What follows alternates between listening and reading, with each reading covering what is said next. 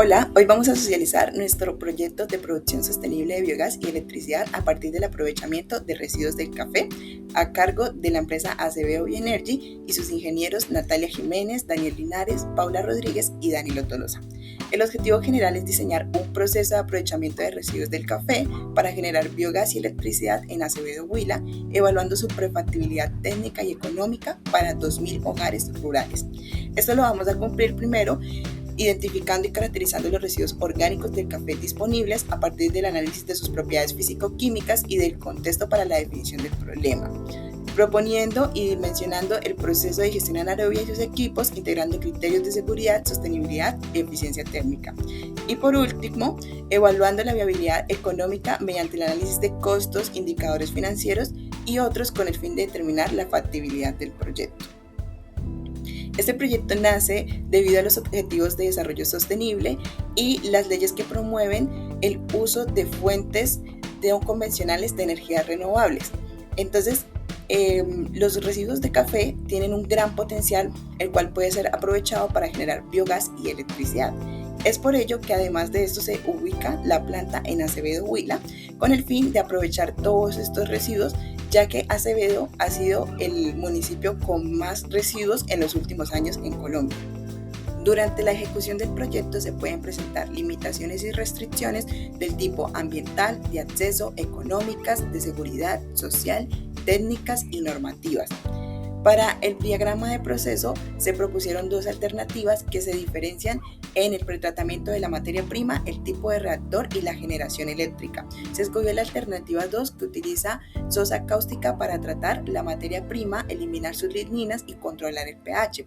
Se utiliza un reactor tipo UACB que nos ayuda con la separación de lodos y del biogás y se va a generar la energía eléctrica por medio de un motogenerador. Bien. Para la parte de diagramas de entradas y salidas de nuestro proceso se presenta a continuación, como viene siendo la parte de la recepción de residuos de café para su posterior pretratamiento, en este caso a través de una parte de molino y otra parte de añadirle sosa cáustica para estabilización de pH, pasada luego a la que viene siendo la digestión anaerobia para producir lodos, y en este caso de biogás, para pasar luego al acondicionamiento de dicho biogás y llevarlo a la red domiciliaria junto con la producción de energía eléctrica a través de un motogenerador. En el diagrama PFD vemos más claro dicha representación a través de la entrada de biomasa y la separación hacia los distintos tanques de almacenamiento presentes, en este caso que son 3, ya que la cantidad de biomasa que utilizamos es de gran magnitud. Luego pasando a los molinos de martillo para así llevarlos hacia los tanques de homogenización o mezclado con sosa cáustica junto con agua previamente calentada a través de un tratamiento con intercambio de calor. Luego hacia los bioreactores, en donde vamos a generar principalmente nuestro biogás y lodos. Nuestro biogás va a ser transportado por medio de una turbina hacia la torre de absorción. Esta torre es empacada a través de anillos Rachin y en este caso se usa solvente como lo es el agua, también a presión, para luego el gas dulce pasarlo hacia la separación de nuestra red domiciliaria y también hacia el motogenerador. Nótese que en nuestro diagrama aprovechamos lo que viene siendo gases de flue-gas para generar el intercambio de calor necesario para el agua del pretratamiento. En este caso también observamos lo que es el layout de nuestra planta, donde se observan los diferentes tanques de almacenamiento, turbinas, bombas, bioreactores y torre de absorción vistas de la parte superior. Abajo se ven cada una de las representaciones de dichos equipos. Y pues ya reconstruido la vista isométrica de la planta, vemos la representación a escala real de lo que son los tanques de almacenamiento y la recepción de la materia prima junto con los molinos de martillo, los tanques de mezclado, los bioreactores, la torre de absorción, las diferentes turbinas y bombas utilizadas en el proceso, junto con el motogenerador y el compresor del gas domiciliario. En cuanto a seguridad de procesos, este es el diagrama PNID. Se utilizan lazos de control en los mezcladores, en los reactores y válvulas de alivio de presión en la torre de absorción y en el tanque de almacenamiento. Los lazos de control del mezclador, el primero es uno de flujo para la entrada de NaOH, el cual tiene un set point de 28,99 kilogramos, y el otro es uno que mide temperatura en la salida del mezclador y tiene un set point de 25 grados centígrados. Ambos tienen una desviación del 10%. Para los lazos del reactor se tiene uno que mide el nivel dentro del reactor con un set point de 90 metros cúbicos y este tiene una desviación del 5%, y otro que mide la presión dentro del reactor que tiene un set point de 1.5 atmósferas y una desviación de 10% para que se activen las alarmas.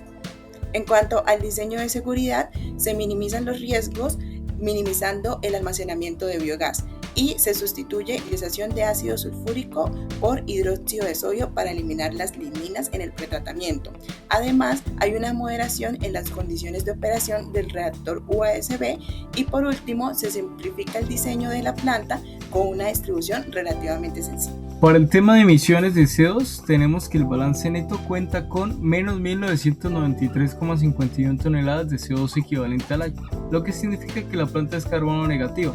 Aunque nuestras operaciones de combustión generan emisiones, estas se ven ampliamente compensadas por los sumidores, logrando retirar de la atmósfera casi 2.000 toneladas de carbono. En el tema de la comparación del cono sin planta, tenemos que sin planta será una descomposición al aire libre de la pulpa, el mucílago y cascarilla. En esta situación se emitiría más de 4.578 toneladas de CO2 equivalente al año. Y al comparar tenemos un factor de mitigación de 143,5%, donde se elimina la totalidad de la contaminación y se genera un beneficio climático adicional.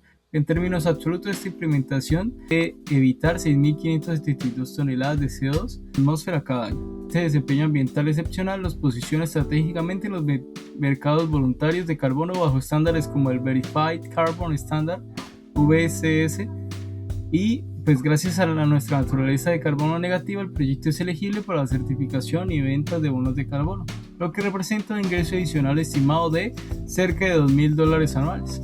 Estos recursos mejoran el flujo de caja y aceleran el retorno de inversión. Parte del CAPEX, en este caso utilizó el método factorial para el cálculo del costo de los equipos.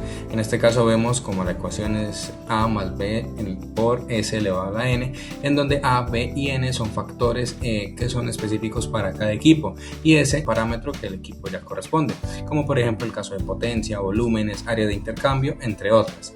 Para la actualización de los precios utilizamos la expresión en la parte de abajo, en donde se expresa cómo calcular el costo actual del equipo a través del CEPSI. En este caso el CEPSI sería tomado el punto de referencia del año 2010 para el año 2025 y N es el factor en donde tomamos en cuenta que es así una industria de hidrocarburos y tratamiento de biogás, entonces el factor es igual a 0.6 usualmente y recomendado por el libro. Como vemos, la parte de los tanques de mezcla, compresores centrífugos, torre de absorción, molino de martillos, motogenerador, el filtro de prensa y los reactores son los equipos de mayor costo e impacto dentro del CAPEX. En este caso vemos que son como tal los reactores que vamos a utilizar.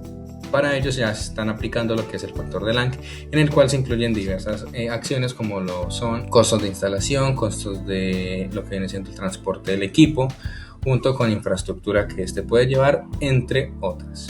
El OPEX en costos fijos y variables. Como costos fijos vamos a tener la mano de obra, es decir, todo lo que tiene que ver con la parte de nómina.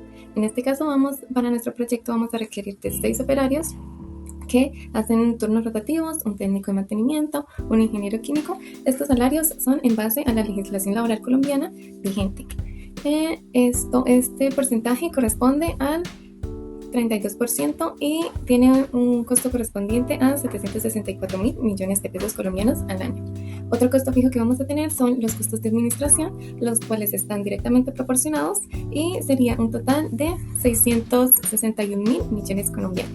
Ahora, para las estimaciones de los costos variables vamos a tener lo que es el consumo energético, que el primer año o los primeros años están dados en donde sí se tiene que recurrir a la compra de ello. Luego la misma planta va a abastecer este consumo energético y normalmente se sacó el cálculo operando los 6 días de la semana por 24 horas. Y básicamente se obtuvo con respecto a la tarifa industrial del área rural del Huila. Esto sería de 997,25 pesos colombianos por kilowatt hora. En este costo reportado vamos a tener un valor de 275.000 millones de pesos colombianos aproximadamente y correspondería al 40% del OPEX total. Finalmente vamos a tener el costo de mantenimiento, el cual sería variable, depende de las operaciones, depende de los inconvenientes que se desarrollen durante el proyecto. Para establecer una estimación se obtuvo que es el 4% del costo aplicado en el CAPEX. Entonces vamos a obtener un valor de 160.000 millones de pesos colombianos aproximadamente. Ahora, para corroborar nuestros análisis financieros corresponde al flujo de caja. El flujo de caja se realizó siguiendo las siguientes suposiciones. Vamos a tener, se estableció con una tasa de oportunidad de 9,61% establecida por la UAC.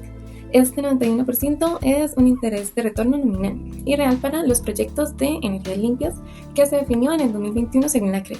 Además, también aplicamos los incentivos de la Ley 1715 del 2014, en donde se descuenta el 19% del IVA para la adquisición de equipos en la importación y la depreciación de la tercera parte, es decir, del 33,33% durante los primeros 3 años. Posterior a eso, también se realiza la suposición de la reducción de impuestos del 35% al 17,5% hasta el año 15º del proyecto.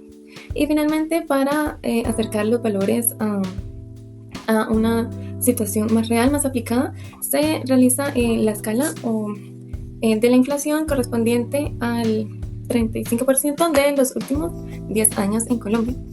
Y finalmente se tiene el proyecto de aproximadamente 20 años con el incremento en promedio de los 5 años, según el salario mínimo para los costos de nómina. Como indicadores financieros tendríamos el BPN, el cual nos da un valor de 18 millones, aproximadamente 18.000, aproximadamente negativo. ¿Esto qué quiere decir? De que el proyecto es inviable por los altos costos de la inversión inicial, es decir, del CAPEX. Tendremos una tasa de retorno, una TIR del 4,46 menor a la establecida, que fue de 9,61, y un ROI de 1,48 y un payback descontado, que es el tiempo de retorno a la inversión de 11 años, de 11,3 años aproximadamente. Y finalmente el ECOE, que sería de 1.388,6 pesos colombianos por kilowatt hora. ¿Esto qué quiere decir? Esto significa que el valor reportado es superior para las tecnologías de generación renovable. Estos costos se comparan aproximadamente con la hidroeléctrica y la solar fotovoltaica implementadas en Colombia. La comparativa se realiza, está establecida entre 220 y 300 pesos colombianos por kilowatt hora, mucho menor al que se encuentra en el proyecto. Sin embargo, esta diferencia puede atribuirse como a factores externos o puede mejorarse a una menor escala o a los altos costos del tratamiento de los residuos. Bueno, la importancia que tiene se divide en estos 3 factores: en el ambiental, el carbono negativo, la mitigación de impacto, que hay una eficiencia energética y una promoción a la economía circular. En la parte social, el cierre de brechas energéticas por entregarle energía y gas a estas 2.000 familias. También en la salud pública, al evitar contaminación de fuentes hídricas al entrar en contacto con estos residuos del café. Lo otro es el desarrollo local debido a la generación de empleo por este proyecto. En lo económico, pues contamos con rentabilidad, un rápido retorno, incentivos fiscales debido a la naturaleza del proyecto e ingresos diversificados por los productos que se generan. Finalmente, las conclusiones, vamos a tener una conclusión técnica, y es que en nuestro proyecto se demuestra la viabilidad técnica para la producción de biogás con la digestión anaerobia y con los residuos orgánicos del café en el municipio de Acevedo, Huila, debido a su disponibilidad y debido a que todo este proceso integra un aspecto técnico en cuanto a regulación, en cuanto a pH, en cuanto al reactor, la digestión, el tratamiento del tiempo de retención y la óptima eficiencia de remoción, que fue del 75% de purificación del gas. Nuestra segunda conclusión es que el proyecto se direcciona de manera coherente y completa dentro de las normativas vigentes colombianas. Sobre todo se proyecta bajo la normativa bajo la ley 1715/2014, el cual, como mencionaba antes, otorga beneficios tributarios significativos. Y vamos a tener una tercera conclusión de la parte financiera del proyecto, y es que este proyecto a gran escala y con esta estructura mantiene unos costos elevados de inversión inicial. Sin embargo, los flujos de caja nos demuestra la viabilidad operativa. Sin embargo, se puede, como recomendación, atribuir estos aspectos a largo plazo, pero cortando el rango de tiempo para su viabilidad. Igualmente, todos los costos fueron respectivamente referenciados y estimados con la literatura y con nuestros métodos. Y finalmente, como última conclusión, tendremos desde la perspectiva ambiental, el proyecto sí genera una solución de alto impacto para la región cafetera del Huila. Esto mostrado en el balance de las emisiones del CO2, en donde la implementación de la planta sí evitaría una emisión de este gas de 6.572,5 toneladas por año. Gracias.